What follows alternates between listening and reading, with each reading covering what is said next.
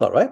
Well, thanks so much, everybody, for joining session number 5, the second part of chapter 5 of the language of Ramesses, still about numbers, but today focused mostly on the ordinal numbers. In other words, first, second, third. Before we get there were a few sentences we didn't get to the last time, and I thought let's cover those. Before we go into that, a few of I said I was always going to call out some of the major signs that are new for those participants who are still new to hieroglyphs and didn't have, say, Middle Egyptian before. So I thought I'll call the most important ones out real quick. This one here, looks a lot like one of the variants for M. Kind of hard to tell apart when written in hieroglyphs. It could be the size and the positioning. It lives on in Coptic as Chos, or more typically Ukios, 1/2. You find that quite a bit. So meaning it's half, and it fits with our chapter on numbers. A very common word, Hem. Well, for example, in His Majesty or His Incarnation, depending on which school of translation you follow. Also very common the word Chem Nature, priest, or at least that's how we translate it, with the Nature put in front because of honorific transposition. The god comes first. However, if you look at Coptic, the word actually lives on as Hont. That's a word for priest, but for pagan priests, not Christian priests. So probably that compound here was not pronounced Hamnachar, but something shortened that gave rise to the Coptic version. So the key sign to remember here is Chem with the emphatic H.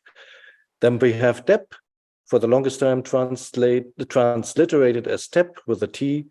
Some papers in recent years have made a strong case for the first letter being a D, actually.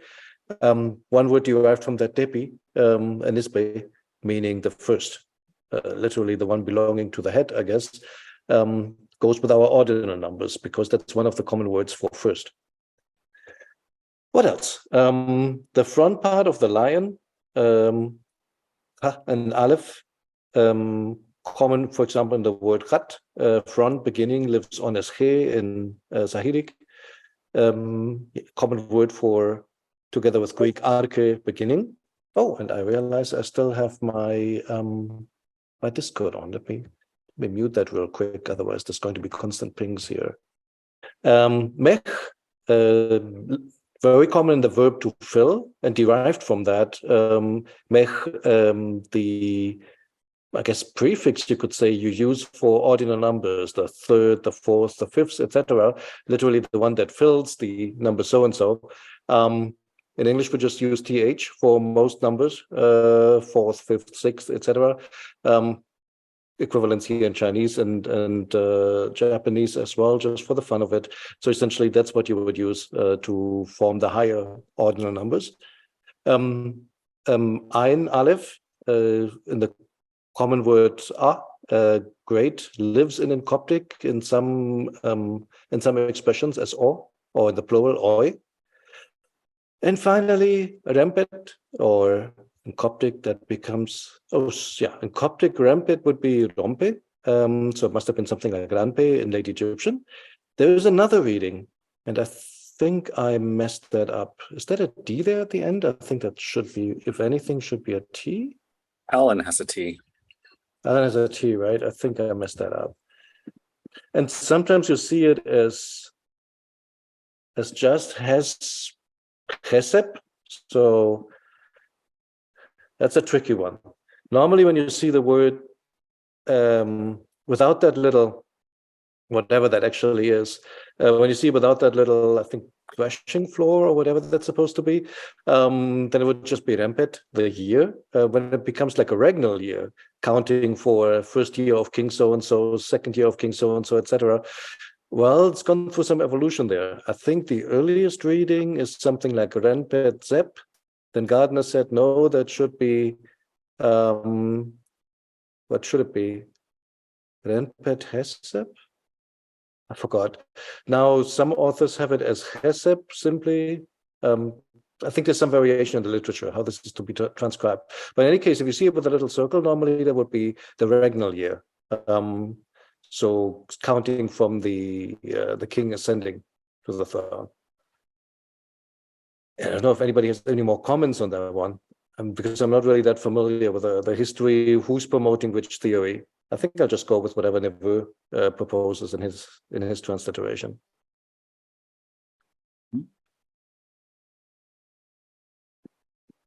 Well, if not, then let's dive right in.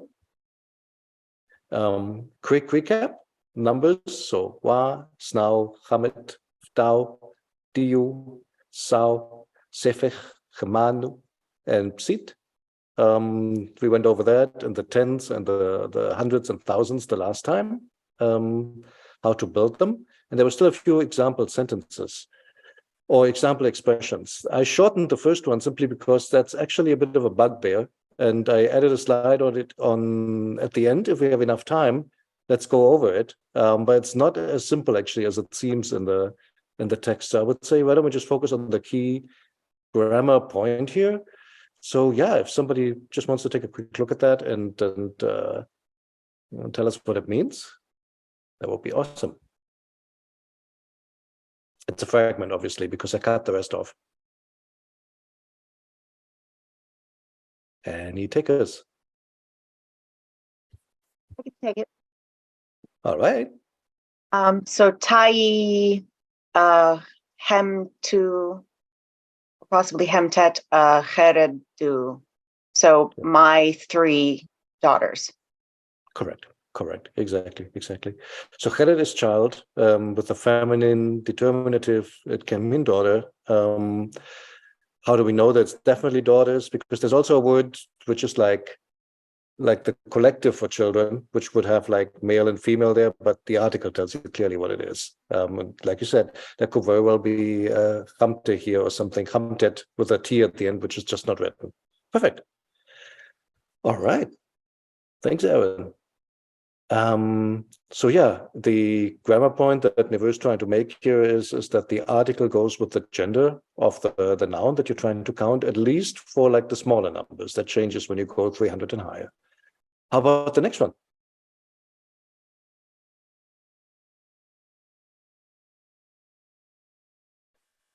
Or at least the first part of it. I can try, I guess.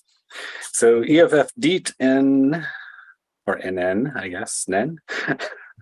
4 is 2, Yeah. Tao, something like that.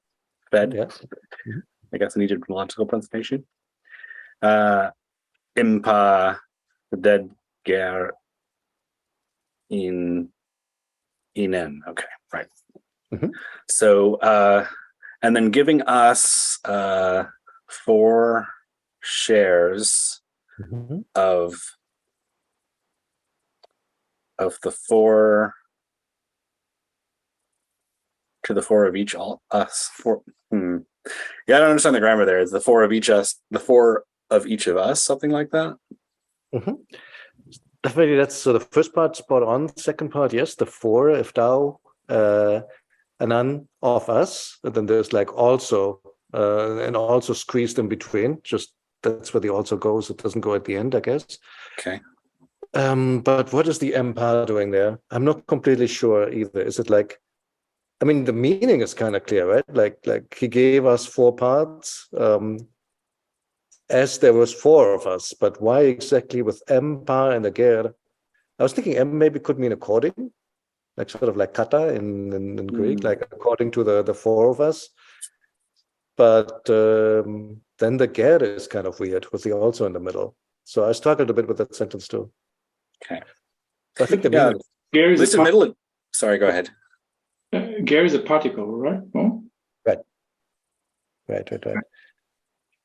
I think I've seen it as also or to.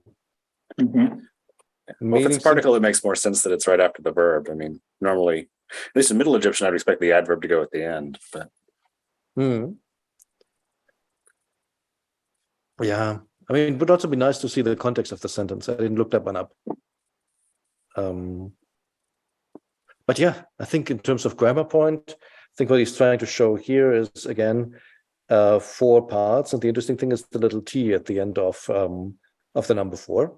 Both Ratzinger and Neveu have this one. So it seems to be one of those sentences where the T comes out that we see in Coptic, "vdoe" instead of "do." And I think that's the main point he's trying to make here. Yes, I agree. For what it's worth, Lesko has ger enoch in my turn, which is similar to how it's being used here. So that kind of goes with your kata suggestion. Ger enoch in my turn. Huh. Okay. So as for us, according to the four of us in our turn, interesting. Could be. That would make some sense. Cool. Very cool. All right. Thanks, Ralph. Let's go on a bit. Oops. Come on. There has to be a trick to this touchpad, but can we go one direction, please? All right, next one. Two more, and now we're going to slightly bigger numbers. I can take it. All right. So it's Peternek Chai, and that would be 30. I don't know how to say 30. Map. And then Hoot, Bahut. That's right. So to see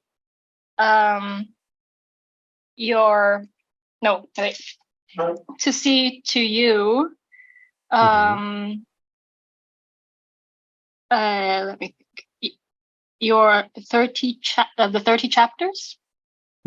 These 30 chapters, right? Yeah. Very good. What's the neck doing in there? Often in the imperative, you have a so-called ethical dative, which basically like see for yourself, so to say, or see you. It's kind of hard to do in English because we don't really do that. But it's just reinforcing the imperative here to say, so you're supposed to do that. Okay, perfect. So basically, see chapter 30. See that's a good question. Is it the chapter 30? Actually, it isn't. These 30 chapters must be like a collection of 30 chapters, I guess. Okay. See chapter 30 would probably be Mech. We're going to come to like in a couple of slides. Right, not N. Okay, yeah, I see the. No, but cool, very cool. And then grammar point here, of course, is the N. He's just trying to point out that once you go above 10, you're adding the noun, in this case, Hood. You're adding the noun with an N and don't just put it directly behind the number. I think that's what he's trying to point out here. Well done. How about the next one?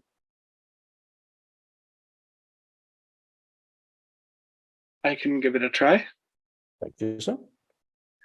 So it's Ta Medit en Pa 150 and Deben en Chemet. So the word or the matter of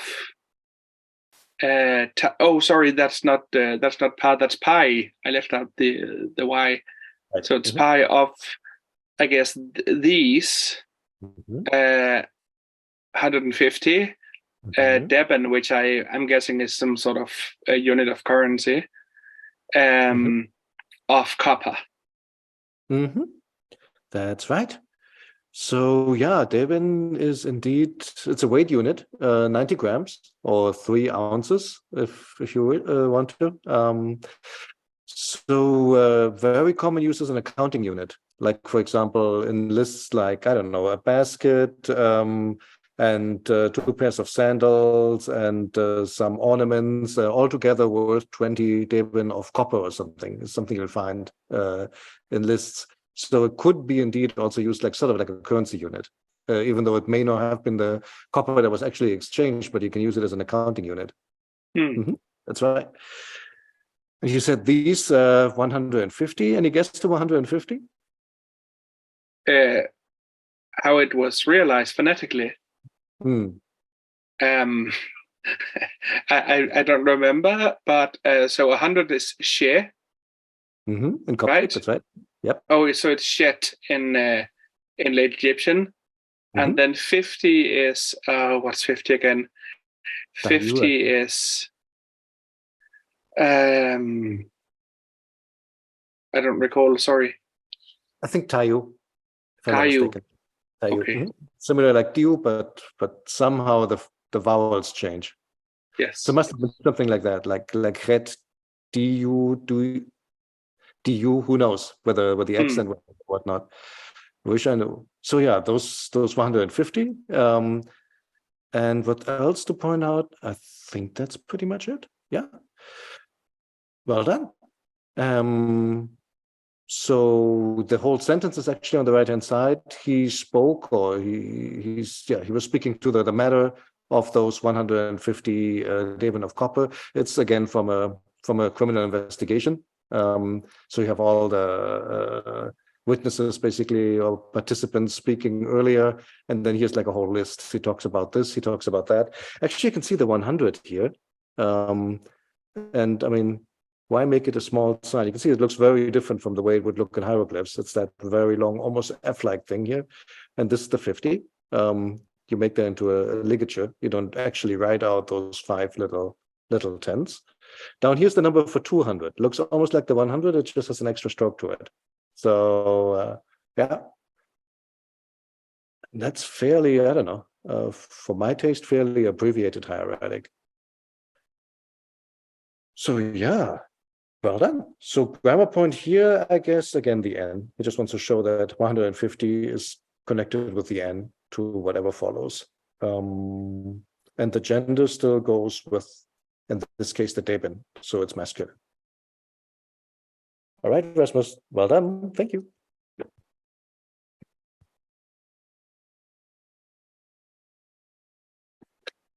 This is so ridiculous. Where's the forward button here? Okay, found it. All right. Few more sentences before we go to the second part of the chapter. What about this one?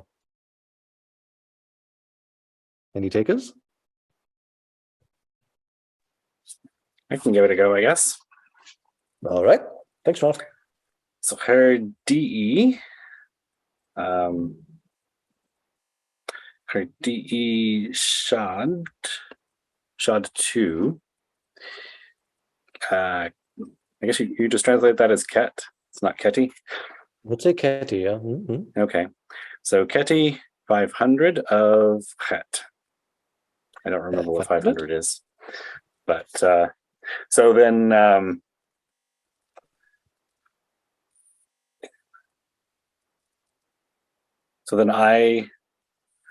was giving that one shall cut 500, another 500 of wood. That's right. Exactly. So these were used to make like let people do something, or also later to make causatives in Coptic. So that's exactly so is this the T thing in Coptic? That's exactly it. That's like the like Dako and so on. Danho, but not all those new causative verbs, like to make that somebody lives, to make that somebody knows, tamio, and so on. Yep, that's exactly what it is. And it goes with the perspective. So that one shall do something, in this case, cut, like you had it. That's right. So it's perspective with the indefinite suffix pronoun. Right. So it would be di shatef. I gave that he cut, or di shaten. No, that's not, maybe I gave that we cut, or in this case, di shatu. I gave that one shall cut. So I made them cut, or I had cut. And so the point is that ket means another or an additional on top of what's been cut. I think that's part of it.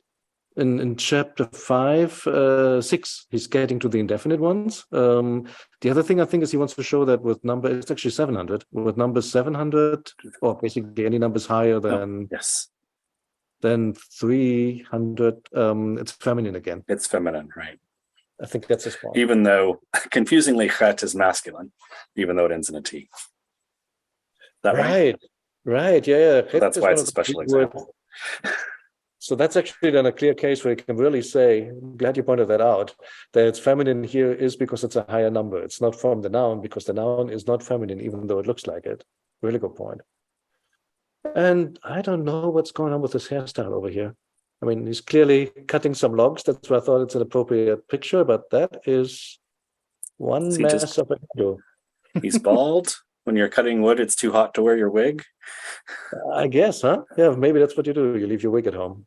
You get all sawdusty. I mean, that would be a mess. Maybe I should point out, so the D here is past tense. That's why the suffix comes after it. So I gave, and then I gave, blah, blah, blah. Perfect. Well done.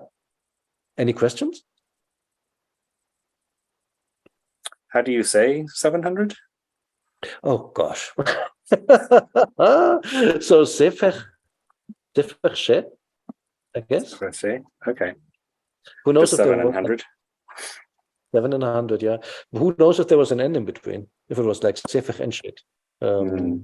Could be, but I don't think they're ever spelled out.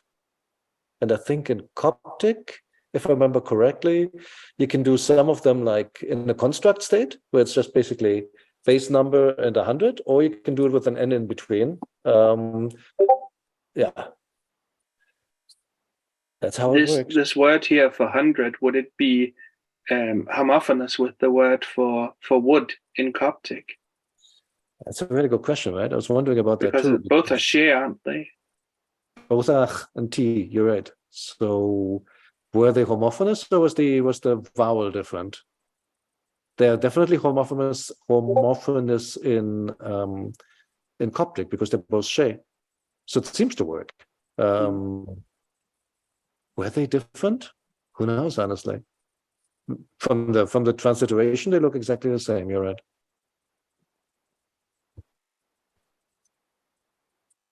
Okie doke.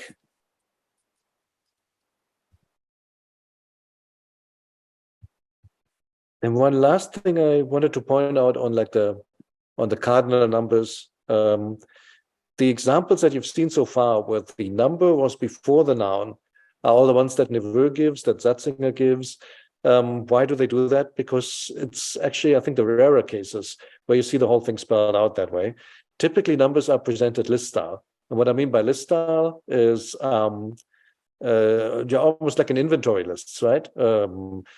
Glasses, 40, plates, 20, knives, 3 sets, and so on. That's how you normally find the numbers, I think, in the majority of documents. So, for example, in this case, I'm not going to go through the whole thing, but basically this is from a tomb robber confession, and they're essentially talking about what happened to the 40.5 Devon of copper that they, in this case, stole from a door. So copper theft that you see today in the news is nothing new, unfortunately. So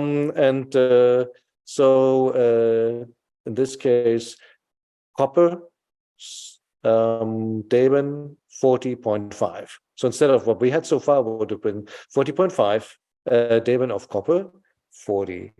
Chemiges N Devon and Chemt. So 40.5 Devon of copper. And normally they do it the other way around in writing. The magic question there would be, how did they pronounce it? Since we occasionally see it spelled out with the number in front, and since it's with the number in front in Coptic, it's very likely that indeed it was always pronounced number, measure word, so to say, and then whatever the object is.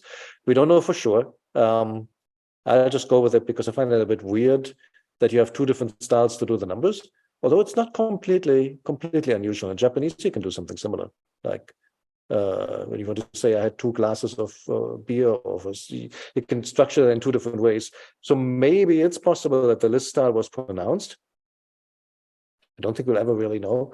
I favor the version where you just put the number in front for consistency's sake. But then you see how that basically goes here. So copper, Devon, 40.5, copper, Devon, 7 and 3, and the next one took half, which left us essentially with 30, and that we split amongst us. If you want to take a look, basically, I translate it over here on the right-hand side, but essentially, it's just showing what happened after the material was misappropriated, who came along and took how much, until they come to the final distribution, all part of the quote-unquote confession or legal document.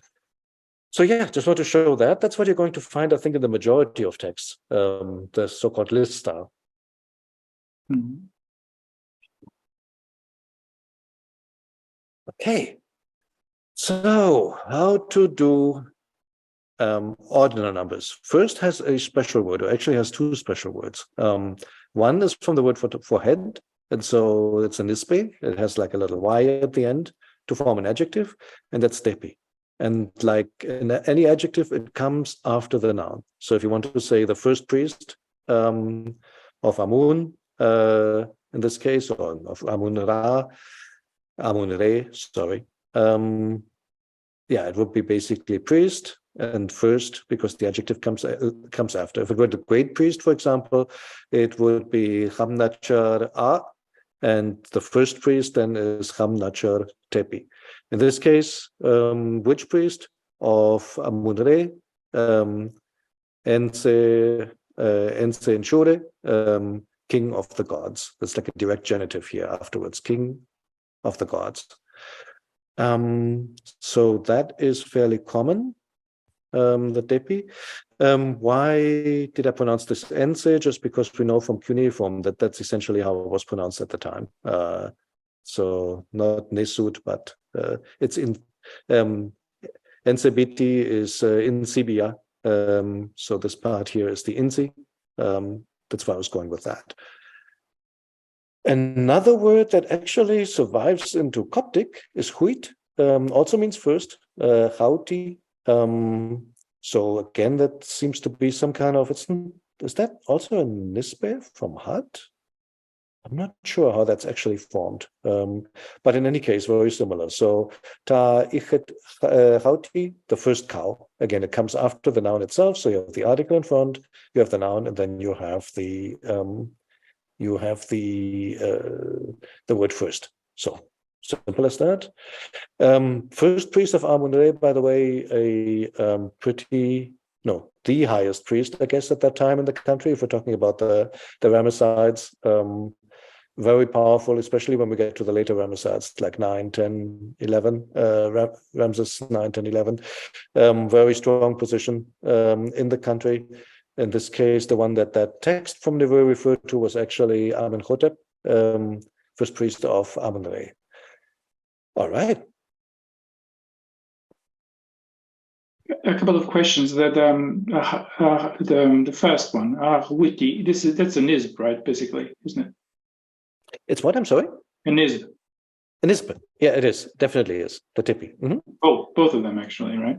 Yeah. I think the second one is one as well. It would be from Khat, right? Like beginning. I guess the only thing that confuses me a little bit is the W that's thrown into the mix, which is not in the word for beginning. Yeah. But then maybe that just indicates something about the vocalism in the word. Mm-hmm. That would be my guess. I also don't know if it has a predecessor in Middle Egyptian. My Middle Egyptian being very lacking. And then I'm wondering if that is spelled with a W as well, or if that's like a New Kingdom edition.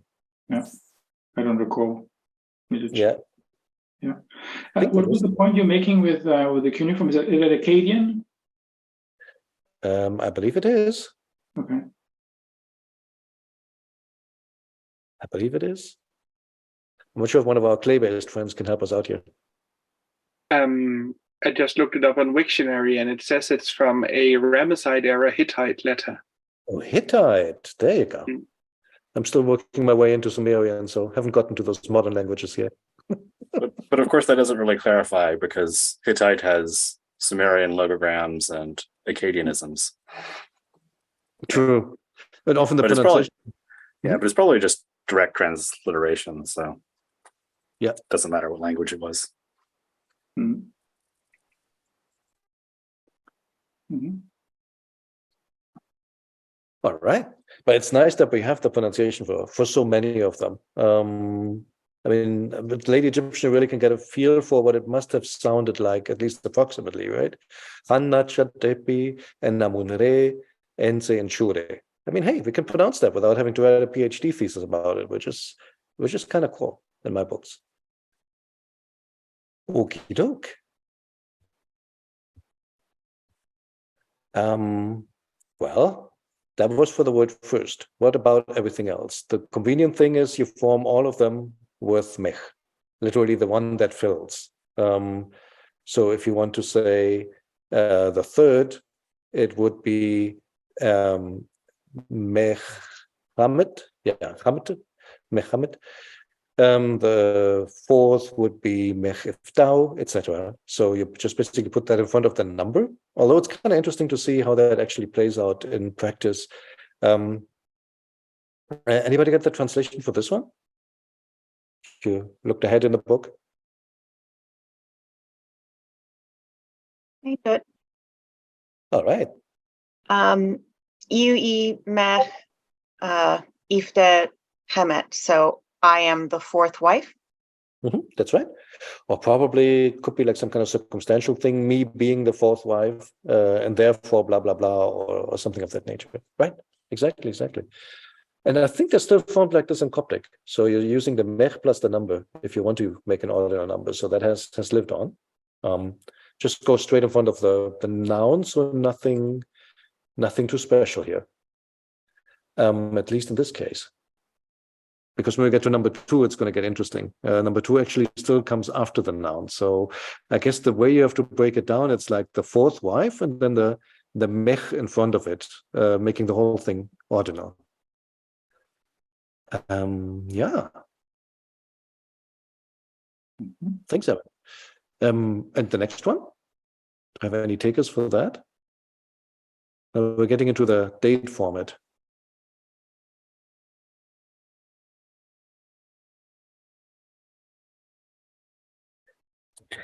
So that's regnal year. However, we're deciding to transliterate it. Right. Abed 4, so the 4th month. Shemu, which is the season marker. So there's 3 seasons, is that right? So it's the 4th month of the summer season. If we want to translate that. Heru, 1, 2, 3, 4, 5, 6, 7. 7, so Sashef. The 7th day.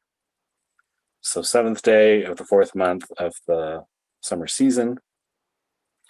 And then Mecheru and then okay. You say that Shimtari. Okay. Very abbreviated. Just a little bit. I mean, hey, who has time for this? Yep. Okay. And so this is the that's 3 of. Okay. So this is the 3rd day of examination. So this is tomb robbery again, whereas we're doing legal proceedings. Indeed. Okay. So the mech makes it ordinal. Then we have the noun, and then we have the number. Right. Isn't that interesting? So it's the Cheru Chamet, the day 3, but it's it's interesting, right? Wouldn't you? I sort of would have expected Mechamet Cheru. It's kind of weird that the Heru comes first. Now I think about it. Is that right? Is that how he has it, or did I mess that up? Yeah, the Heru comes first. Heru comes first. Yeah, let's. We wouldn't expect honorific transposition because sometimes Heru is raw. Yeah, but no, this is clearly day, right? I mean, it's clearly day. Let's take a look at it. I didn't notice that when I was copying it over, but here's the sentence. So he's writing.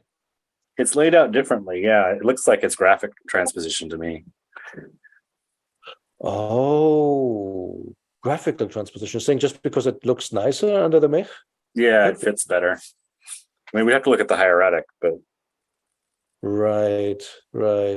Huh, good point. But if mech is a participle, then Heru 3 is a noun phrase, so acting as a subject, so that's okay. Well, Would be, but I thought like the general rule was that you put the mech in front of the number, and then comes the noun, like over here. And that's not really what happened. But you're right, it's a participle. Participle. Maybe there's flexibility in there. Subject, right? I don't know. Interesting. Or is that like that list style thing again, that you can just put it at the end? I'm honestly not too sure. I'd love to see a few more examples now. Give me a quick moment. Nouveau also says that the number often comes before the noun. So maybe there's just some variation. Could be, huh? Often means not always. True. Often comes before the noun. But then how did you say it, was the magical question. Yeah.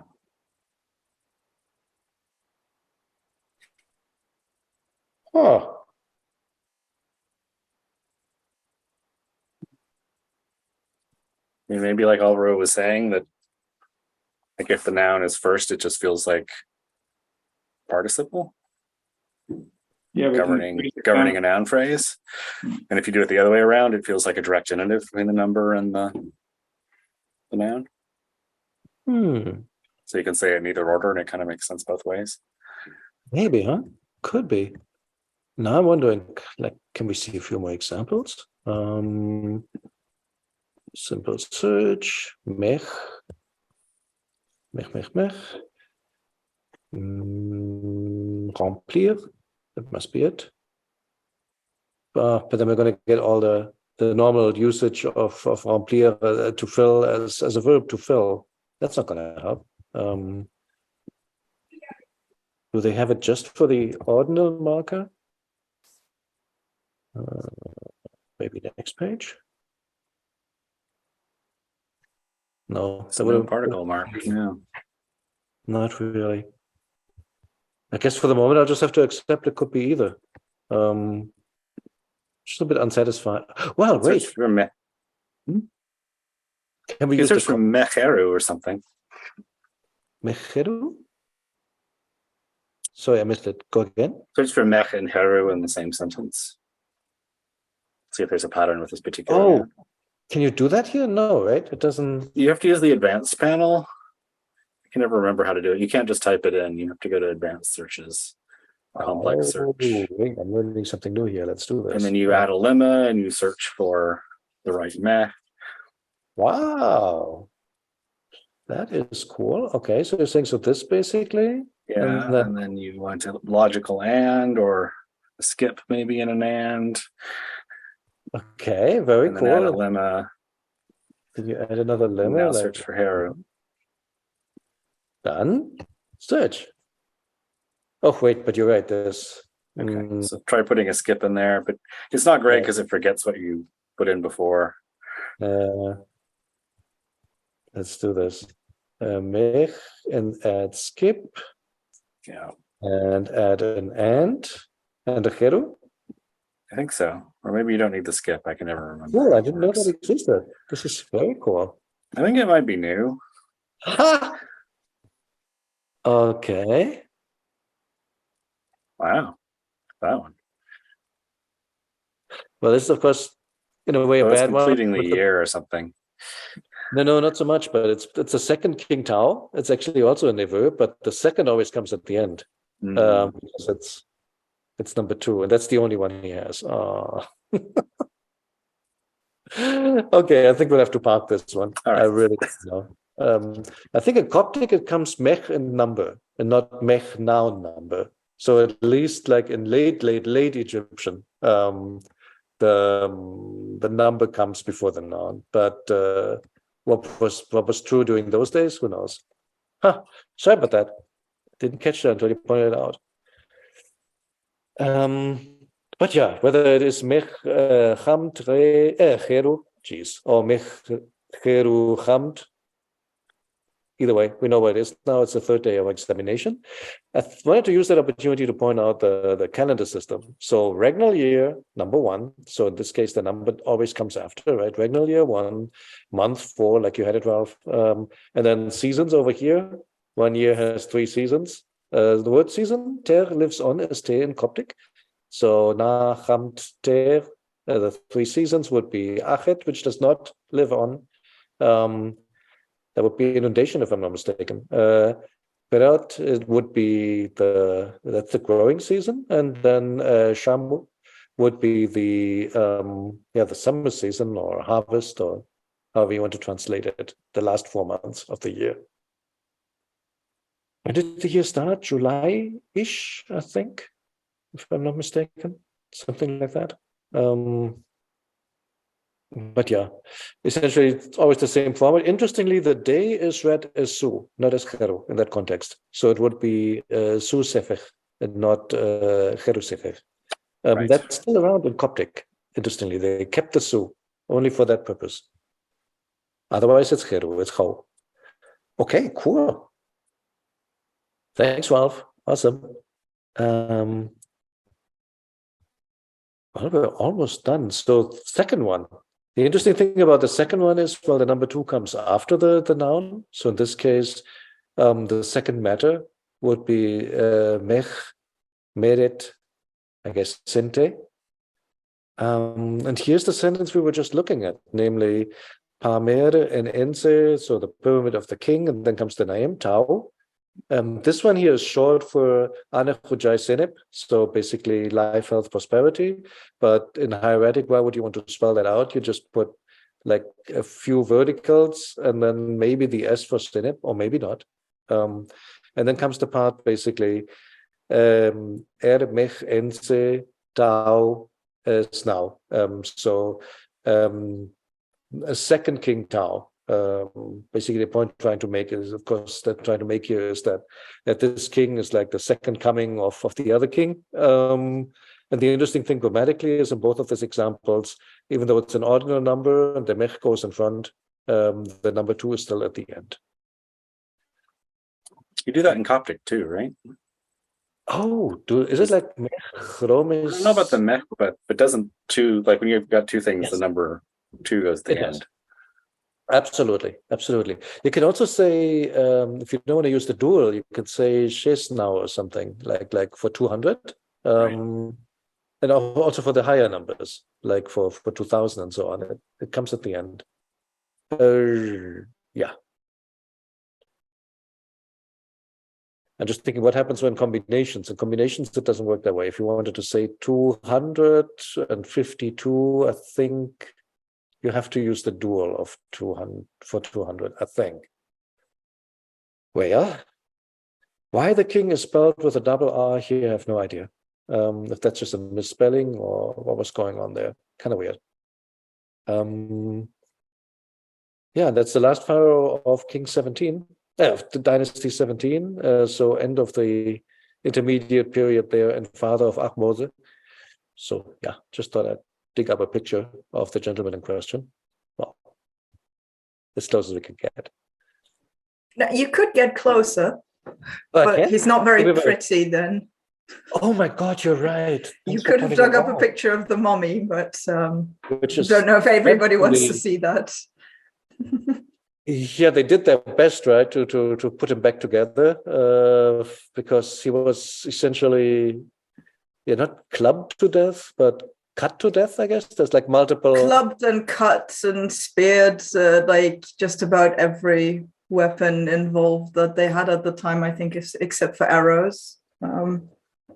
Right. Two very interesting but very, very morbid papers on trying to figure out how he died from the wounds. Do you remember the circumstances by any chance? I mean, well, he lost or what happened? I mean, the exact ones are unknown. That's exactly why people write papers about it. But so the suggestion is that he died fighting the Heko Chazwet. I think that's pretty generally accepted. Mm-hmm. But the first people who looked at the mummy argued that, well, with all that many wounds, he must have died in battle. And the second people who looked at him said, if he died in battle, then why are all the wounds on his head and face and none on his arms? If he died in battle, why didn't he try to protect himself? Right. So they suggest he wasn't able to protect himself. He died as a sort of battlefield execution after losing, was their suggestion. I forget who wrote the paper, but I can look it up if you're curious. Very cool. Yeah, actually, yes. It's actually, I mean, the first paper is particularly impressive insofar as they do a very, very thorough analysis of the wounds and then argue in a lot of detail why they think it's a particular weapon that caused this particular wound. Was the Czech guy who always looks at mummies? What's his name? Eugene something. Evgen, of course. Also wrote a very scathing Strohal, Evgen Strohal. Also wrote a very scathing rebuttal of the findings of that one famous paper about the DNA analysis of the KV-55 mummy. Not against the DNA analysis, because that's not his field, but when they argue, oh no, he was old enough to be Akhenaten, he has a, I think, 10-page paper. He goes in detail through why it's impossible for this guy to have been 40 years old at death. And it's kind of funny to read. For a given value of funny. I get it. No, very yeah, cool. but his papers in general, they're really, really nice because he's obviously a specialist in, figuring, I don't know what you even call that, figuring stuff out from corpses, but he's writing for Egyptologists who probably don't know all that stuff. So it's all very, very explicit. There's a lot of very detailed descriptions. But he still has the Egyptology and historical knowledge to put it all in context. So yeah, if you're interested in that sort of thing, he's an author I absolutely recommend when it comes to papers, at least. Could post the link later on Discord? Absolutely. If I can, I can. Might be easier to just post the paper because I don't think I still have the links.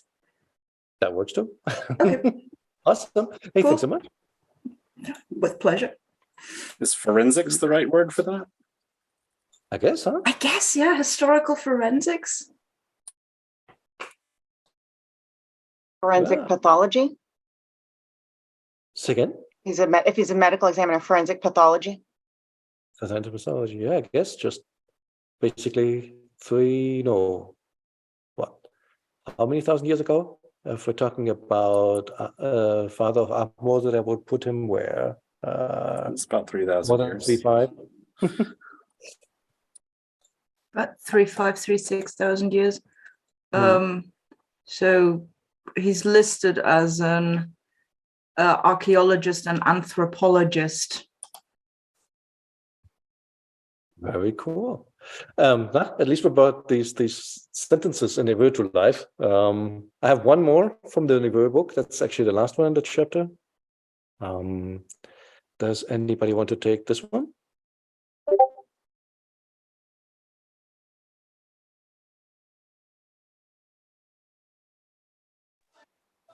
I'll go ahead and go since I came in late. Can you hear me? Hey, yeah, we can. Yeah, I had to change the car battery. Sorry. I was playing mechanic. Oh, playing mechanic. Yeah. All right. I shouldn't do that. It's not going to end well. Want to take this one? Or Say again? do you want to take this one? Sure. Hmm? All right. All right, so we have UE, Gembai, Fedu, Remech. Fedu Remech. And then we have Inuki Meh Sisu. Yeah, something like soup. That's right. All right. So we have so I so I have found these 4 men, or these 4 men. No. It's actually 5.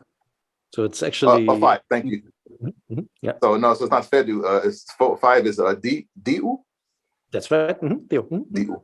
Okay, sorry. Diu. So I have found these 5 men, and I am. You just went over this too. See, I came in late. Hold on, wait. I am. So meh 6. That's it. Yeah, but what's the nuance with the meh in front of it? How do I?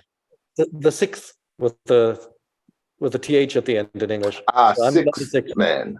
Right. Got you. So Okay. 5 and I'm the 6th now. I am number Okay. 6. I'm number 6. Yeah, that's right. Very cool. And that's it. As simple as that. I don't know how the story goes on. Haven't looked this one up yet. But yeah, perfect. Hi, everyone.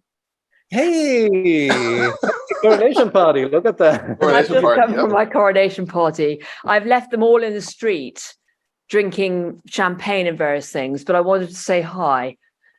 Well, thanks for checking in, though. That's awesome. Yeah, But cool. I'm gutted to miss this, and I'm going to stay for the last 4 minutes. So carry on. All right. No worries at all.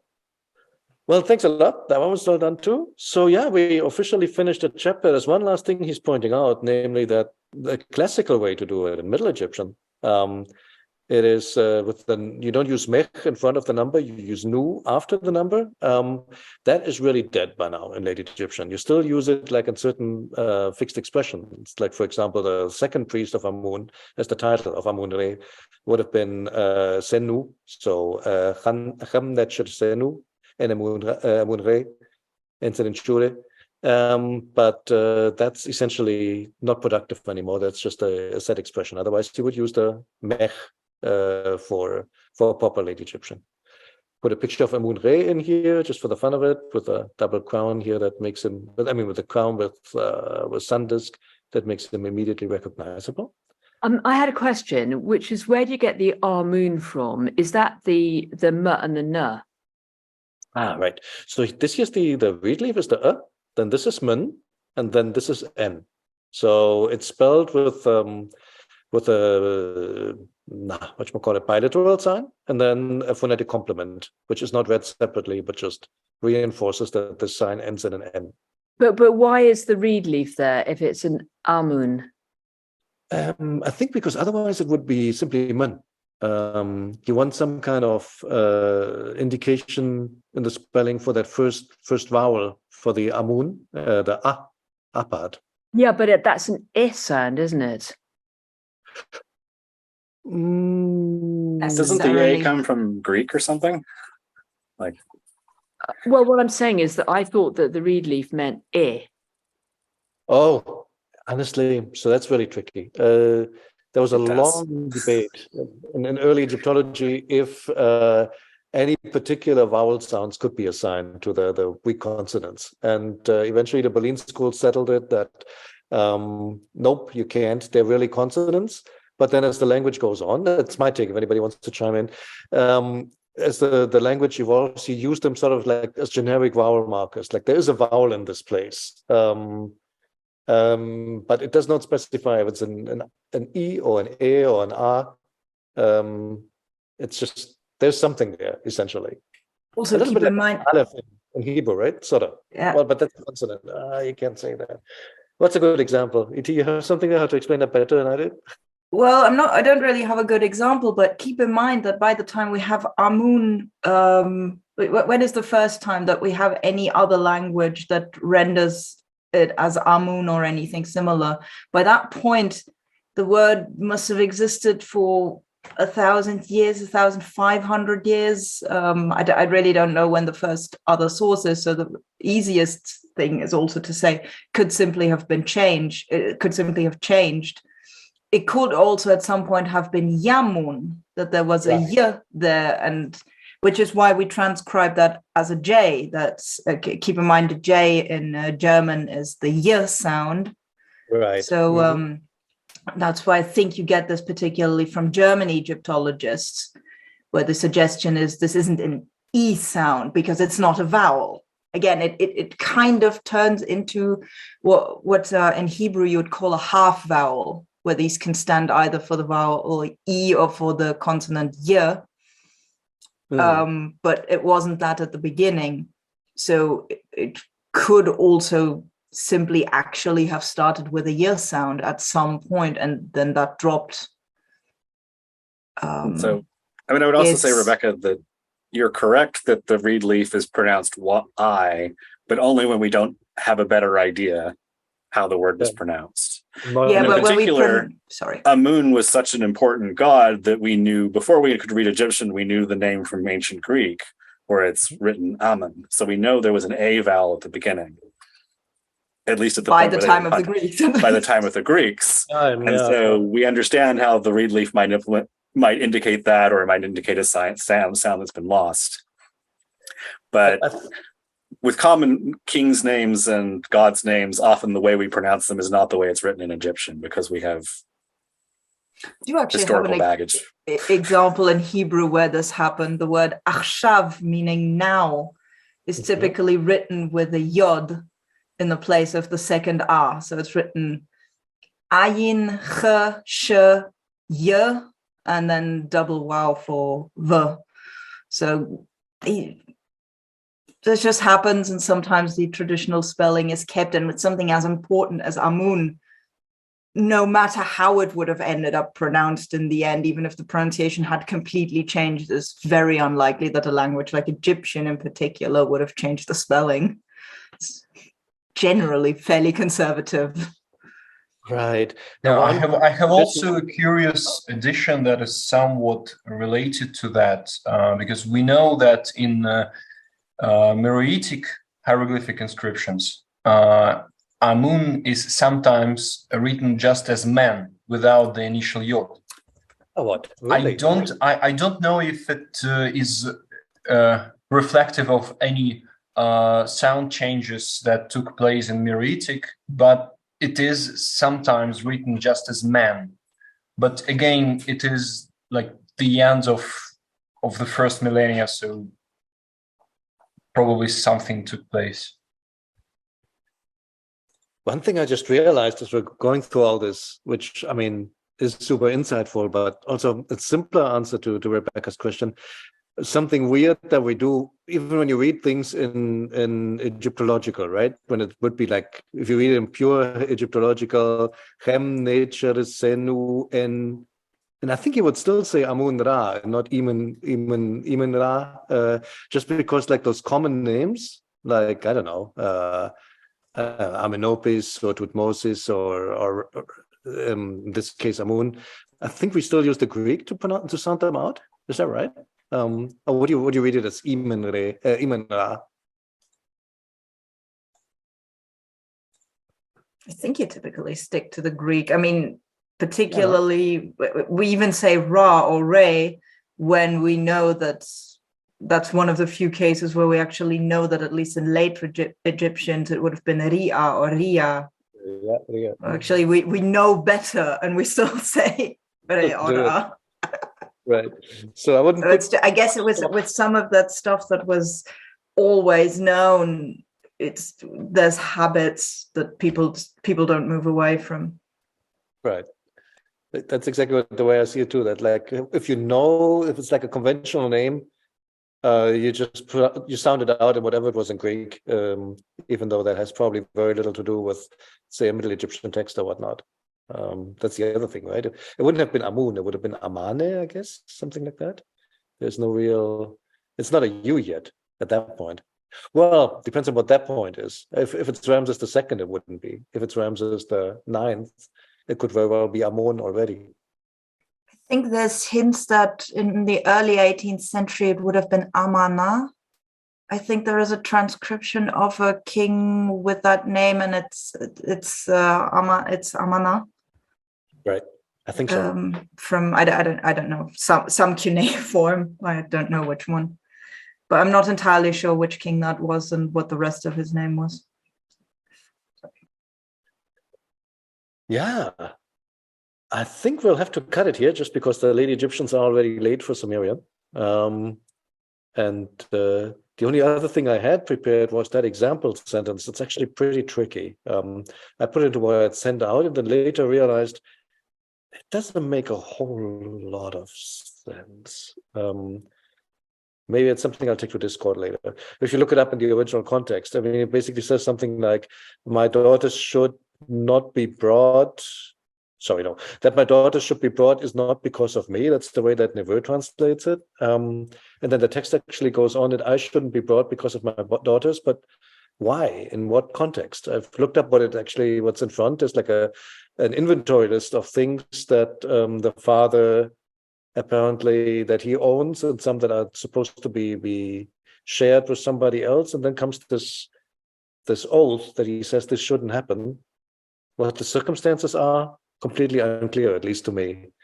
I'll just leave that open for the moment.